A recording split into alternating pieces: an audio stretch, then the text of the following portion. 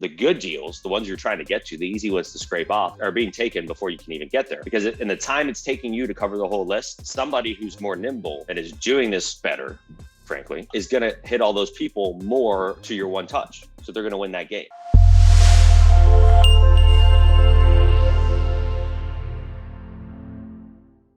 We talk a lot about marketing here, guys, and that's, the majority of this, what you're trying to figure out. But what's going on? We've talked a lot the last couple of weeks about the pipeline stuff, right? So reactivating leads that are already in your CRM, taking stuff that, people 6 months ago that said something and, getting them to raise their hand again. Are we doing that? Are you guys actively doing that in your operations? Are you using that? Because that is a very important piece to all of this. Okay, so SMS, RVM, direct mail, mix of stuff. Okay. Okay, cool. So you guys are using a mix of stuff. All right, so based on the budgets and based on the channels, right? The direct mail is going to be a little bit more expensive, but for the other ones, you don't need massive lists. My guess is, and guys, don't be embarrassed by this, I'm here to help you, but who's on this call that is trying to spend, $1,000 or less a month, that's pulling, trying to target the big 10,000 absentee list? Anybody doing it that way? And it's fine. There's a lot of people doing it that way. But what I'm going to challenge you to do is, instead of trying to do it that way, find 1,000 that you can hit 10 times or 5 times, right? So whether it's SMS, RVM, you got to do this a little bit differently.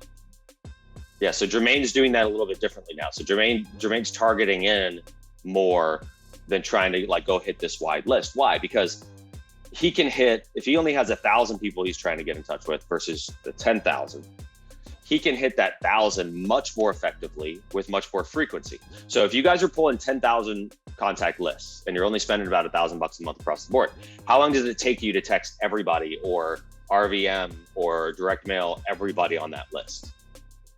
Right? What's the lifespan of that list just to get the first touch out? That's really what you need to be speeding up. So that's how you improve your dollar conversion.